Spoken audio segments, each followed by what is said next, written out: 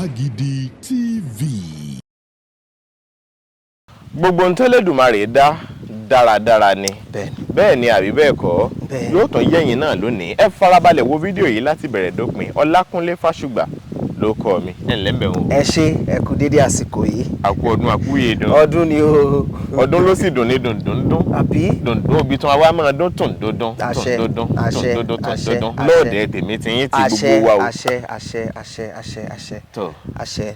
Lónìí, mo dìídì wà bá ńlẹ̀ Ìbàdàn ni. Ó sì láwọn èdè kan. Tí ní sísọ lójú ẹ̀tàn yányán.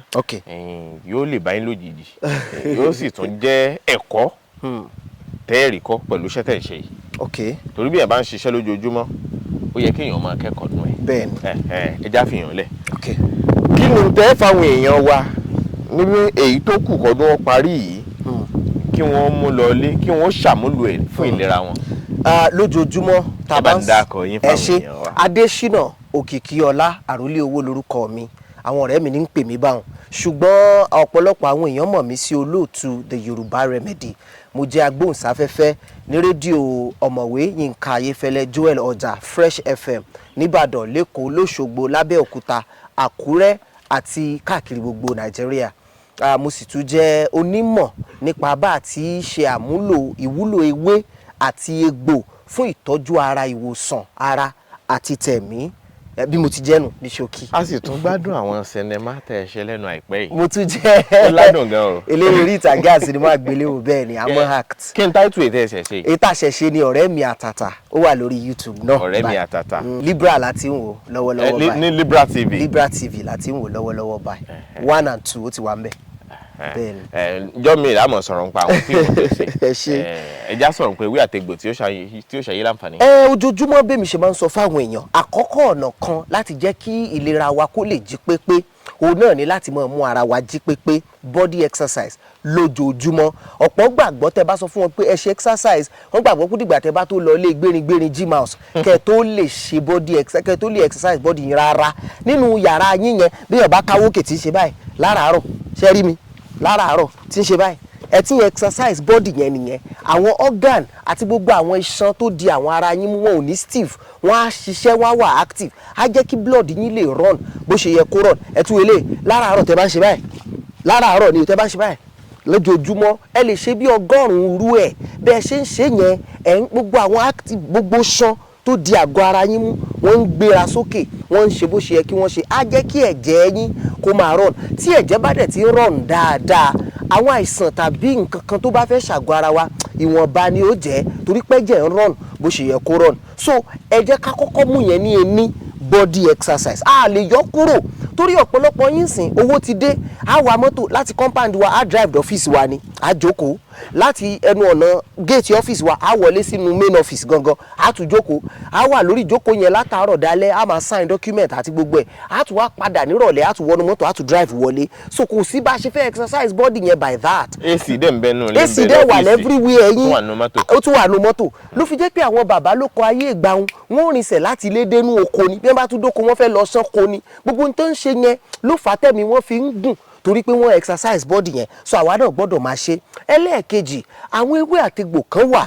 tá a lè ṣe àmúlò wọn tí wọ́n lè ràn wá lọ́wọ́. Yorùbá ń pe kinní kan ní DIY, do it yourself. Ewé kan ẹ̀mẹ́wé wa, ẹ̀wọ́n rú ewé tí ẹ̀ ń wò lọ́wọ́ mi. Ewé èpín rèé fẹ́yìn tí ẹ̀ bá dà mọ̀. Kò sí bẹ́ẹ̀ ṣe méwé èpín lọ́wọ́ tí ò ní ha yín lọ́wọ́. Ó máa ń dàbí sandpaper bẹ́ẹ̀ ni. Ṣé rí ńgbà tá a kéré, ọ̀pọ̀ ṣẹ́ táwọn òbí wa fi ṣe lójú wa òun ni ká fi bó pọ́ọ̀tù. Bí ẹ bá lòde ìnáwó, wọ́n ò mèwé èpín, wọ́n èbó pọ́ọ̀tù, wọ́n èbó. Tàbí bọ́mọ bá ní kúkùsà lórí ńgbà náà, wọ́n pè gbórí ẹbí, wọ́n wà bá fi họ́, wọ́n fi bá bó gbogbo ẹ̀. Ìmọ̀ ṣẹ̀jẹ̀ o. Bẹ́ẹ̀ ni ó ṣe. Wọ́n wà bá fi ọṣẹ dúdú. Wọ́n fi bá gbó kó lè tètè lọ. Ó máa ń ṣiṣẹ́ náà ńgbà yẹn, ṣùgbọ́n ewé èpín ó ní agbára, ó sì ń ṣiṣẹ́ ju tá lérò yẹn lọ. Torí ewé èpín bó ṣe wà yìí, ọ̀pọ̀lọpọ̀ ọṣẹ ló máa ń ṣe. Lára aṣẹ tó máa ń ṣiṣẹ́ ewé èpín tẹ̀ ń wò yìí, bí èèyàn bá já tó bá pọ̀ níwọ̀nba díẹ̀, tẹ́ ẹ bá ṣànù tẹ́ kó sínú pé, tẹ́ ẹ bá wá pineapple ni o tá ń jẹ ọ̀pọ̀ òyìnbó, tẹ́ wá gé díẹ̀ sínú ẹ̀, ẹ gbó papọ̀ pẹ̀lú ẹ̀ méjèèjì all together kò lè kóró. tẹ́ bá ti gbó papọ̀ pẹ̀lú ẹ̀ ọ̀ọ́kẹ́ ẹ sè é tẹ́yìn ò bá fẹ́ gbó láti já ewé ìpín sínú pot ẹ kó pineapple lé lórí ẹ wá fomi tíntín sí ẹ sè é kó jiná dáadáa tó bá ti jiná omi ẹ̀ yẹn ẹ máa yọ jáde ẹ máa mú bí juice kò ní korò iṣẹ́ tí yẹn máa ń ṣe ni wípé ó máa ń help ẹni tó bá ní typhoid ṣe rò pé typhoid jẹ́ kan lára àwọn àìsàn tó jẹ́ pé ìgbà míì àmọ́ fẹ́ mẹ́mi lọ so bẹ́ẹ̀ bá rẹ̀ ń tó ní typhoid ẹ lè mú ewé ìpín àti pineapple ẹ sè fún ẹ yọ juice yẹn jáde ẹ jẹ́ ó máa mú ó máa clean system yẹn á dẹ̀ help ẹni yẹn tá a bá róbìnrin tó bá ní infection àbí tí menstruation ẹ̀ run too much ẹ jẹ́ kó wá ewé ìpín yìí àti bàrà tẹ́ bá ti rí méjèèjì ẹ gé tí wọ́n bá ti gé papọ̀ ẹ sè é kó jiná dáadáa ẹ yọ omi ẹ̀ jáde ẹ jẹ́ kẹ́ni yẹn mú tó bá mú ní period yẹn that menstrual cycle tó overflow yẹn á stop for that period ṣùgbọ́n yẹn ò sọ pé kó má ṣe é ní oṣù tó bá ń bọ̀ o yóò ṣe é then ó ń ṣiṣẹ́ infection náà bẹ́ẹ̀ ṣe ń wò yìí téèyàn bá gún ewé ìpín téèyàn gún dáadáa tó ti di powder ẹ lè mú kẹ́ ẹ dà sẹ́nu kẹ́ ẹ wá fi ọtí èyìnbó lò tàbí kẹ́ ẹ jó ẹ lè mú ewé ìpín báyìí ẹ já sínú pot yín ẹ wá jó bí kéèyàn jó nǹkan kó di dúdú ẹ wá dà sórí ọlọ ẹ wá lọ ó kúnná dáadáa ẹ bù sẹ́nu ẹ jẹ́ kẹ́ni yẹn máa fomi lò ó ewé ìpín ṣiṣẹ́ ó máa clean infection téèyàn bá ní ẹ̀fọ́rí túlu tá à ń pè ní migraine ó tún máa ń help náà pẹ̀lú tí èèyàn bá jó ewé ìpín yìí tẹ́ bá ti já tẹ́ bá kó sínú pọ́ọ̀tì báyìí ẹ jó kó dúdú tó bá ti dúdú dáadáa ẹ dà sórí ọlọ yín ẹ lọ ẹni tí ó bá máa ń ní ara ríro bóyá àwọn èèyàn tó máa ń ṣiṣẹ́ agbára ní gbogbo ìgbà tára wa máa ń ro wọ́n tó ṣá máa ń ara ń ro mí nǹkan ẹ jẹ́ wọn ó dà sí ọwọ́ wọn báyìí lẹ́yìn ìgbà tẹ́ ti lọ́tọ̀ ẹ̀ kàn ra da díẹ̀ sọ́wọ́ kàn dà sẹ́nu kàn fomi lò á jẹ́ kí ara yẹn nà á dẹ̀ tó wọ́n á sùn ara máa tù wọ́n ìyẹn fún ewé ìpín yìí kítú ok ẹ wo ewé mángòrò yìí tá a wà lábẹ́ yìí ewé mángò yìí bẹ́ẹ̀ ṣe ń wo òun náà ní iṣẹ́ tó pọ̀ tó yàtọ̀ sí pé kákan jẹ ní èso òun náà níṣẹ́ tó pọ̀ gan because irú ewé mángò tẹ̀ ń wò yìí ń sìn àwọn olóyìnbó àtònímọ̀ ìjìnlẹ̀ máa ń pè ní magifera indica òun ni wọ́n máa ń pè ewé mángò yìí botanical name ẹnu àwọn tó bá jẹ́ onímọ̀ ìjìnlẹ̀ sáyẹ̀nsì ní táwọn ń pè nìyẹn. mo rí bó ẹ ti ṣí èpo ẹ̀ dáadáa. a máa ń lò àwọn gbogbo bí àwa la ní so gbogbo ń tẹ́ rí ń bì náà la máa ń ṣàmúlò ẹ̀ inú ibi tá a wà ibi tó lajú ni àwa decide láti mọ́ gé oko yìí dànù ni because gbogbo tó wà ń bẹ̀ là ń lò ṣẹ́rí àtewé àtegbò mángòrò kò sí èyí tó ṣòfò kankan bẹ̀ náà fún àpẹẹrẹ ewé mángò tẹ̀ ń wò yìí ó ń ṣiṣẹ́ diabetes ó ń ṣiṣẹ́ tí èèyàn bá ní digestive problem tí oúnjẹ yìí tètè dà àìdá oúnjẹ ó lè lead sí ọ̀pọ̀lọpọ̀ nǹkan so tí èèyàn bá ní tí oúnjẹ yìí bá tètè dà ẹ jẹ́ kó wá ewé tàbí egbò mángòrò ó ní bá a ṣe ń lò ó ń ṣiṣẹ́ digestive ó ń ṣiṣẹ́ ó ń prevent cancer. ewé tàbí èpo mángò lè fẹ́ sọ. bẹ́ẹ̀ ni mángòrò ó ń prevent cancer ó ń ṣiṣẹ́ high blood pressure ó ń ṣiṣẹ́ ó máa ń help skin toro ó rich in vitamin C so ó máa ń help skin wa gan. afẹ́ lè máa pè ní àwògbà àrùn náà. mángò ní iṣẹ́ tó pọ̀ rẹpẹtẹ nínú ẹ̀kọ́ tá a kọ́ so ó ti ní ọ̀nà tá à ń gbé ìgbà àti bá a ṣe ń lò ó fáwọn tí wọ́n bá mọ̀ wúlò ẹ̀ ṣùgbọ́n fáwọn tí ò bá mọ̀ wúlò ẹ̀ ẹ mọ̀ ọ̀pọ̀lọpọ̀ ìgbà míì ewé ní ìwúlò ṣùgbọ́n èèyàn gbọ́dọ̀ tún mọ bó ṣe lè mú pọ̀ torí ìgbà míì tí èèyàn bá mú èyí tí ò yẹ kó mú papọ̀ ó tún lè lọ dá wàhálà alẹ̀ lágọ̀ọ́ ara ló fi máa ń da kéèyàn súnmọ́ àwọn tó bá kúkú mọ̀ kọ́ báyàn ṣe mú yẹn náà wá ẹ worú ewé yìí náà ń sìn ẹ dà mọ̀ ewé ọgbọ́n rèé fáwọn tí ò bá mọ̀ ewé ọgbọ́n lẹ̀ ń wò yìí ṣẹ́rí ewé ọgbọ́n yìí náà ń ta òpá fi máa ń ṣe nígbà tá a kéré àwọn òbí wa wọ́n já wọ́n gbó wọ́n wàá fi mílìkì sí ó ń fún wa lóògùn ẹ̀jẹ̀ kò wá ń ṣe rọ́ o kì í ṣe pé àwọn òbí kan rò lọ́pọlọ ńgbà yẹn tó fi ń ṣe rárá o bó ṣe rí gẹ́lẹ́ nìyẹn àwọn onímọ̀ ìṣègùn òyìnbó gan fìdí ẹ̀ múlẹ̀ wípé ewé ọgbọ́n yìí ó ń ṣiṣẹ́ ìfúnni lóògùn ẹ̀jẹ̀ ìyẹn nìkan kó tún máa ń fọ ẹ̀jẹ̀ mọ́ ó máa ń cleanse blood wa dáadáa léwé ọgbọ́n tí ẹ̀ ń wò yìí téèyàn bá gbó tó bá mú ìyẹn nìkan kọ́ ẹni tó bá máa ń ní ẹ̀fọ́rí túlu eléyìí tó lóyìnbó ń pè ní migraine kìíní yìí ewé ọgbọ́n yìí ṣiṣẹ́ fún ewé ọgbọ́n tẹ̀ ń wò yìí ó ń ṣiṣẹ́ high blood pressure bẹ́ẹ̀ ṣe ń wo ìwò ní bá a ṣe ń lò ó fáwa tá a mọ bá a ṣe mú ewé àtegbò papọ̀ tá à ń sọ di lílò fún ìwòsàn àti ìtúlẹ̀ ó dẹ̀ ní iṣẹ́ ẹ̀mí spiritual work tí ewé ọgbọ́n ṣe náà pẹ̀lú. ẹ ṣeun ìdí tí mo ṣe wálé ni. yes sir. ó ní láti kò yẹ kí n sọ ní gbangba báyìí. Okay. Ṣùgbọ́n màá sọ. A lè jẹ́ ẹ̀kọ́ fẹ̀yìn àti fáwọn míì náà. Okay. Lára àwọn tí wọ́n máa ń dìde láti ran àwọn èèyàn lọ́wọ́ níkànnì wa. Lásìkò kan ni ọmọbìnrin kan ni wọ́n pè wá pé ó bí ẹja. Àkọjá lọ síbẹ̀ láti lọ ran ṣèrànlọ́wọ́ fún un, láti gbọ́ tẹnu ẹ̀, ibẹ̀ láti pọ́n nílò ìrànlọ́wọ́. Àwọn èèyàn dìde láti fowó ṣọwọ́ fún ìrànlọ́wọ́. Lára àwọn tó dìde láti ran obìnrin náà lọ́wọ́ jẹ́ obìnrin kan tó fi orílẹ̀-èdè Amẹ́ríkà ṣe bùjókòó. Okay. Bẹ́ẹ̀ ni ìbá tún láǹfààní àti rí pé a náwó ìrànlọ́wọ́ sí wọn ní Ìbẹ̀rẹ̀kòdó Lepers Colony. Kódà oṣù kan wà tó dìídì sọ pé òun lòún fẹ́ san owó oògùn ilé ìwòsàn àwọn ará Ìbẹ̀rẹ̀kòdó Lepers Colony tí wọ́n ní ìpèníjà àìsàn ẹ̀tẹ̀. Wow. Ṣùgbọ́n tí ara wọn ti bọ̀ sípò, ṣùgbọ́n tí àkóbá táìsàn yẹn ti ṣe fún wọn kò ṣeé mú kúrò. Lásìkò yìí obìnrin yìí wá pè mí, ó fẹjọ́ yín sùn mí. N tó sọ nípa yín ni wípé òun pè yín lásìkò kan nípa àwọn egbòogi oògùn tí ẹ̀ ń ṣe, kí ẹ sì fi ránṣẹ́ sóhun. Ó ló dùn òun pé oògùn náà òun rò pé bóyá lọ́sẹ̀ yẹn ló máa tètè dé, ṣùgbọ́n tó ọ̀sẹ̀ bíi 2 kó tó kàn òun lára. Gbẹ̀yìngbẹ̀yìn n tí ò fi lè bínú sí yín ni pé ó láìsàn tóun ti gbé káàkiri tóun rò pé ṣé bóun ó ṣe bá kú rèé, ó láìsàn náà lọ. Èmi ò wá mọ̀ kó ṣàlàyé fún mi àìsàn náà ní pàtó. Orúkọ obìnrin náà bóyá tí n bá sọ fún yín mi ò ní sọ délẹ̀ nítorí pé wọn ò fẹ́ kí gbogbo ayé ó mà wọ́n. Gbogbo bí wọ́n ṣe máa ń náwó ìrànlọ́wọ́ wọn ìfẹ́ ká dárúkọ wọn. Orúkọ wọn ń jẹ́ Antonia. Èmi ní yẹn bẹ́ẹ̀ àbí? Mo mọ̀ wọ́n. N ò sọ irúfẹ́ àìsàn náà fún mi. Mo mọ̀ wọ́n.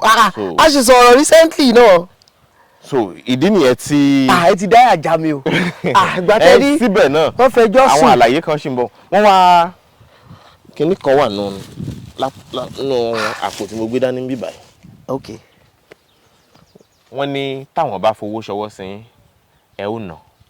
Wọ́n ní ṣùgbọ́n táwọn bá fún yín ní ohun tó ṣe é rí wípé ẹ ó máa fi ṣèrántí, yóò tún jẹ́ ìwúrí fún yín láti ṣe dáadáa sí i. Wọ́n á ní kí ló dé táwọn ò pè yín tààràtà kí wọ́n sọ fún yín. Wọ́n ní àwọn mọ̀ kí n lè bá a mọ̀.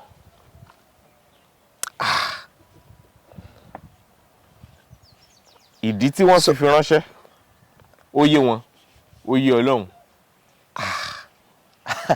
So ẹgbà èmi kọ́ ni wọ́n fún, ẹ̀yin ni wọ́n fún. Àǹtí Antonia lọ ní kẹ́ fún mi ní fóònù. Ẹ ti ẹ̀já káwọn tó wà nù ẹ̀. Lóòótọ́ wọ́n jẹ́ lẹ́yìn ojú àánú torí látara wọn jẹ́ ọ̀pọ̀lọpọ̀ ìdílé lọ́wọ́ lórí ètò wa. Mi ò láǹfààní àti rí wọn rí o. Èmi náà orí fídíò láti máa ń sọ̀rọ̀. Ìgbà tó dẹ̀ ọ̀dà ọjà tí ẹ̀ ń sọ̀rọ̀ ẹ̀ yìí, wọ́n ṣàlàyé ńgbà yẹn pé àwọn ti try, àwọn ti rìn káàkiri, àwọn ti lọ everywhere pé àwọn ò rí solution. Èmi kàn fi ṣàwàdà ń jọ ẹ̀ pé ṣé tẹ́ bá rí solution bí ṣe é mòrè ṣe é dúpẹ́. Wọ́n ní kí n má wọrí kí n fọkàn balẹ̀ pé kí ni mo fẹ́. Mo kàn yàn ń jọ yẹn pé anything tó bá wù yín látọkàn. Wow.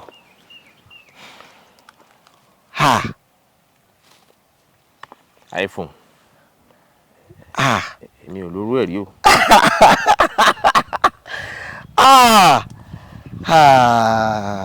I'm highly emotional right now. N tí màá sọ ni pé kẹ́tùbọ̀ máa ṣe dáadáa sí i. Ṣùgbọ́n síbẹ̀ àìmọ̀ ọ̀gún máa tẹ̀. Kí yín ewúrọ̀ ó mọ́ kó mọ̀ lẹ́mọ̀. Pẹ̀lú bẹ́ni ṣe fele ìránṣẹ́ lénìí, ó gbé àwọn ìbẹ̀rù kan sí mi lọ́kàn. Èmi ni wọ́n pè láti fi rán. Ìbẹ̀rù tó gbìn sí mi lọ́kàn ni pé a ò ní rá burú. Bí ẹnìkan bá ní nǹkan kan láti fẹ̀dọ̀ ọkàn hàn náà, wọ́n ṣe máa pè yín náà rí. Gbogbo àwọn ibi tí ẹ bá ń ṣàkíyèsí tí ẹ ti ń ṣe oníbàárà yín, ẹ máa mú lọ́kùnkúndùn láti wá ọ̀nà àbáyọ àti ojútùú sí. Yes sir. Láti tọrọ àforíjì àti láti wo báwo ni irú ẹ̀ ò ṣe ní ṣẹlẹ̀ mọ́. bóyá ọjà pẹ́ kó tó dé ni ìyẹn ni tí wọ́n kọ́kọ́ gbé kò mí lójú fáwọn retí pé kó dé lọ́sẹ̀ ọ̀sẹ̀ táwọn retí pé kó dé kọ́ ló dé. ṣe rí àkọ́kọ́ náà àwọn iṣẹ́ tí aunty ni mo máa ń pè wọ́n Antonia ni mo short sí aunty so aunty ni mo máa ń pè wọ́n wọ́n ọ̀dà ẹ̀jẹ̀ ń sọ ẹ̀jọ̀ wọ́n ọ̀dà oko ńlá fẹ́ nìkan ẹ má bínú wọ́n ní àbúrò àwọn lẹ́nu yẹn pé kíní yẹn ti dalé ẹ̀rú gan pé ó ti fẹ́ yàwó bíi 4 tẹ gbogbo wọn ṣàn filẹ̀ torí that same problem wọ́n làwọn dẹ̀ ti gbìyànjú gan pé kò síbi táwọn ò ti dé ìjọ kan tiẹ̀ ti wà rí táwọn ti bẹ́ẹ̀ nìkan pàdé táwọn tẹ́ni yẹn sọ pé àwọn máa san 1,500,000 pé àwọn wá ní tó bá ṣàti máa ṣiṣẹ́ àwọn dẹ̀ san kò ṣiṣẹ́ náà gbàtẹ́mi sọ pé iye báyìí la máa gbà it's not even anywhere close to million wọ́n ní ṣe mo sure mo ní mo sure wọ́n ọ̀dà Parkinson wọ́n ní àwọn ní àgbà kan tí ó ní ẹ̀gbọ̀n rìrì ara wọ́n ọ̀dà fún ẹni yẹn náà wọ́n ọ̀dà high blood pressure most of ẹmọ tó tí ó fẹ́ jẹ́ kí obìjẹ́ máa bọ́ lójú mi ń sìn ni pé most of àwọn nǹkan tí ẹni yìí ọ̀dà kì í ṣe fára wọn the only thing tó ọ̀dà fúnra wọn àṣírí nìyẹn táwọn náà sọ pé àwọn náà ti gbé káàkiri tá a dẹ̀ mo sọ fún wọn pé ẹ fọkàn balẹ̀ o kò sí ṣòro tẹ́ ẹ bá ti lè san owó tá a bá sọ pé kẹsàn ìyókù ẹ fi sọ́wọ́ Ọlọ́run Ọba now n tó jẹ́ kọjá wọn pẹ́ ni pé ìgbà míì àkáǹtì wa lè sọ pé kíkiní ìlú ọjọ́ 7 níta tá a bá gbé sọ́jọ́ 7 níta ọjọ́ 7 yẹn náà làwa náà fi sọ pé ọjà yín ò ready in the next ọjọ́ 8 tá a bá wá gbé síta tójò bá rọ̀ á gbé wọlé a lè continue padà á dúró ìjọ tá a bá tún padà gbé síta padà á tún bẹ̀rẹ̀ sí ka day 1 yẹn láti bẹ̀rẹ̀ ni a lè continue ẹ̀ òun ló máa ń fà so ọjà tán ọ̀dà ń gbà yẹn ìkan wà lára ẹ̀ tó jẹ́ pé ó yẹ kó lo 14 days níbì kan so ó wá òjò rọ̀ ní táìmù yẹn so ó ba táìmù yẹn jẹ́ agbéwọlé ìgbà tá a gbé síta padà a bẹ̀rẹ̀ sí tún táìmù yẹn kà but gẹ́gẹ́ bí nǹkan tẹ sọ́ọ̀sìn ibi tá a ti jẹ̀bi wọn ni pé a communicate ó yẹ ká máa carry wọn along pé ẹ má bínú àwa la sọ pé ìjọba ìní already ó ti yàtọ̀ ẹ má bínú ẹ tún fún wa lásìkò díẹ̀ but inú mi dùn pé wọ́n bínú sí wa ń gbà yẹn mo dẹ̀ bẹ̀ wọ́n dẹ̀ foríjì wa èyí tó wá dùn mọ́ mi nú sí ni pé wọ́n wá ra ọjà yìí wọ́n lò ó dẹ̀ ṣiṣẹ́ fún wọn wọ́n dẹ̀ tún rò pé ọjà pẹ́ngbà yẹn wọ́n tún wá fẹ̀mí ìmoore hàn èyí tí mo gbé lọ́wọ́ yìí is less than ₦1,000,000 sa. ẹ̀mí ni ẹ̀. bẹ́ẹ̀ni. èmi ò mọ iye tán ta èmi ò lò èmi ò láì fóònù rí kò jẹ́ mi ò mọ̀. 13 Pro Max ni is over ₦1,000,000 wọ́n wá ra wọ́n tún ra tuntun. designed by California. ẹ jọ̀ọ́ ẹ bá mi èmi náà pé tá bá ti kó èèyàn lọ tá bá ti kó lórí ètò ẹ̀yin lẹ ní o èmi náà pé wọn máa dúpẹ́ lọ́wọ́ wọn I'm so glad èyí lè tún jẹ́ ìwúrí fún mi pé n tí mò ń ṣe ó lè gbé mi dá àwọn àyè tó ní àpẹẹrẹ tí iṣẹ́ ọwọ́ mi bá lè fún mi ní ẹ̀bùn tó báyìí it means ó lè tún fún mi lẹ́bùn tó jù báyìí náà lọ lọ́jọ́ iwájú I'm so glad.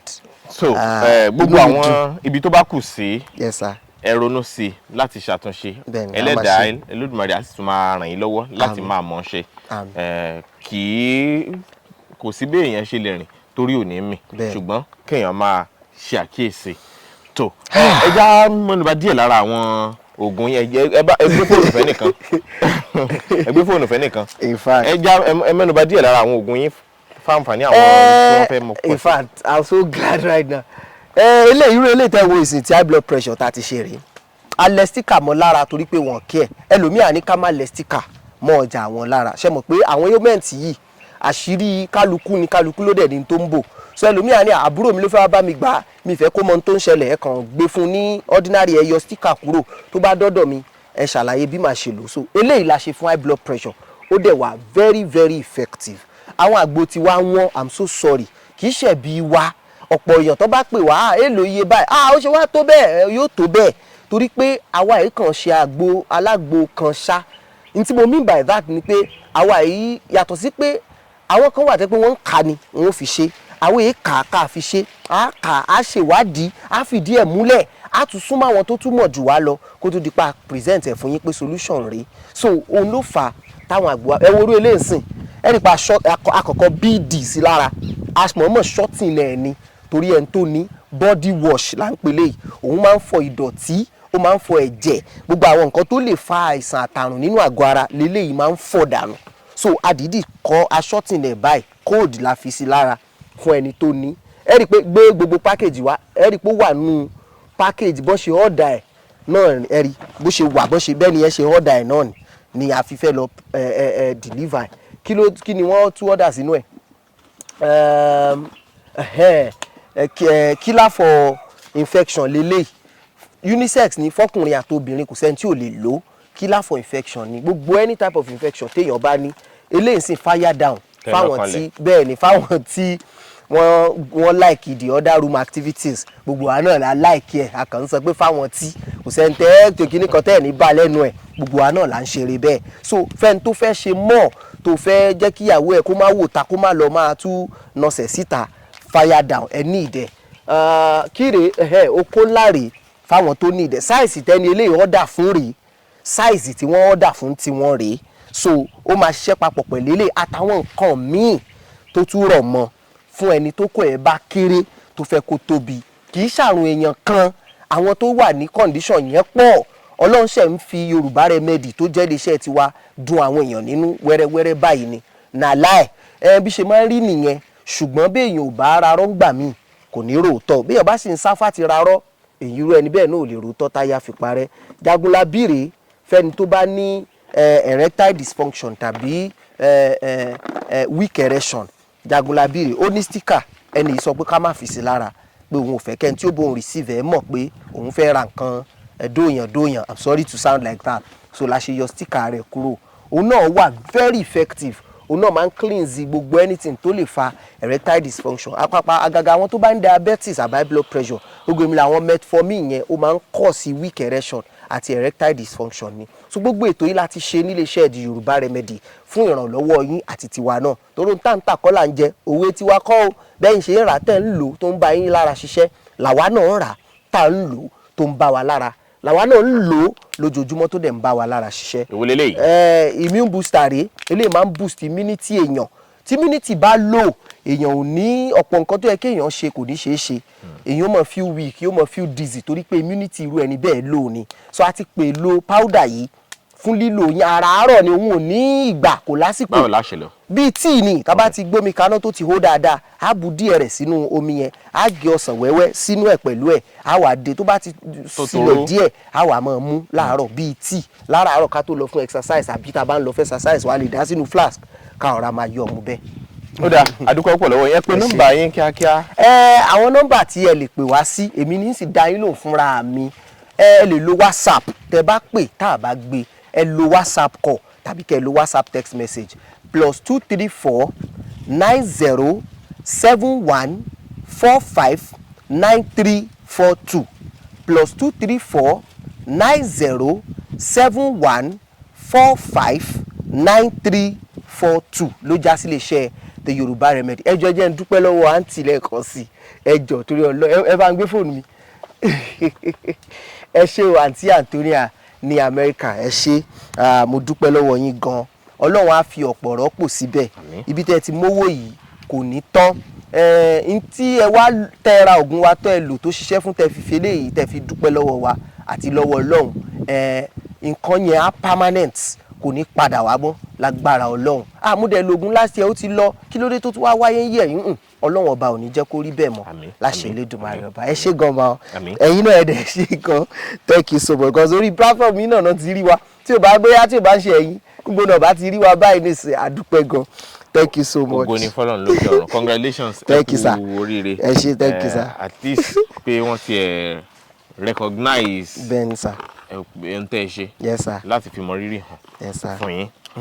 Kò ní jù máa lọ fún tààkọ̀ yìí, Ọlákúnlé Fásùgbà ló kọ mi. Ọdún ayọ̀ láṣẹ o. Àmín. Bàbá kú ọdún, màmá kú ọdún, gbogbo ilẹ̀ láàkì, gbogbo yín láàkì. Láti Yorùbá Gidi, gbogbo yín láàkì o. Láti Yorùbá Gidi, ẹ kú ọdún o. Ọdọọdún ni sápọn rú, ọdọọdún làgbààgbà ń rú, ọdọọdún làgbààgbà ń rú o. Ọdún tuntun, ìgbéga tuntun, àlàáfíà, ìdàgbàsókè, àìkú, baálẹ̀ ọ̀rọ̀ làwa ń fẹ́. dálẹ̀ ọ̀rọ̀ ní tiwa. Bàbá kú ọdún, màmá kú ọdún, gbogbo ilẹ̀ la kí, gbogbo yín la kí. Láti Yorùbá Gidi, gbogbo yín la kí o. Láti Yorùbá Gidi, ẹ kú ọdún o. Ọlákúnlé mo dé, ọmọ yẹn ti dé, gbogbo ọmọ Yorùbá ẹ ṣeun púpọ̀. Ìfẹ́ tí ẹ ní ga mo more o, ìfẹ́ tí ẹ ní ga mo more. Ẹ̀yin ṣálọ́ Ọlọ́run lò fún wa lórí ìkànnì wa Yorùbá Gidi. Gbogbo yín la kí, ibi tẹ́tí mo wò kò máa ní tán bẹ̀. Àánú Ọlọ́run kò ní fi yín sílẹ̀. Ẹ ṣeun púpọ̀, ẹ ṣeun gan. Ẹ̀yin ti Amẹ́ríkà, ẹ̀yin ti London, ẹ̀yin ti Canada, ẹ̀yin ti Germany, gbogbo diaspora ẹ ṣeun gan. Bàbá kú ọdún, màmá kú ọdún, gbogbo ilẹ̀ la kí, gbogbo yín la kí. Láti Yorùbá Gidi, gbogbo yín la kí o. Láti Yorùbá Gidi, ẹ kú ọdún o. Àṣebà ọba tó láyé o. Ìbà Olódùmarè ọba mi àríro àlá àbẹ̀sílùkiri bí àjèrè. Ọba tó dá wá sí o. Mẹ́bọ̀hún gangan la dúpẹ́ fún. Yorùbá Gidi máa ń dúpẹ́ o. Ibi ẹ̀sìn wá dé lónìí ó kọjá òye ta wá gan. Adúpẹ́ o, adúpẹ́ o, adúpẹ́ adúpẹ́ pẹ́ òkun. Ẹ̀yin ti wà nílé lóko adúpẹ́ gan ni o fún àdúró tí a kì í yàn. Èèyàn bíi ti ń ṣọ̀wọ́n Ọlọ́run gbọ́. Ẹ̀yin lè jìká tí ò jẹ́ ká ṣọ́bọ̀. Àṣẹ iṣẹ́ àmọ́dún kojú máa rọ́dún. Ká má rogun wàhálà kájọ fáyọ̀ṣẹ́ dùn. Pẹ̀lú ire owó ọmọ àtẹ̀mí gígùn. Bàbá kú ọdún, màmá kú ọdún, gbogbo ilẹ̀ la kí, gbogbo yín la kí. Láti Yorùbá Gidi, gbogbo yín la kí o. Láti Yorùbá Gidi, ẹ kú ọdún o. Bàbá kú ọdún, màmá kú ọdún, gbogbo ilẹ̀ la kí, gbogbo yín la kí. Láti Yorùbá Gidi, Ẹ kú ọdún o.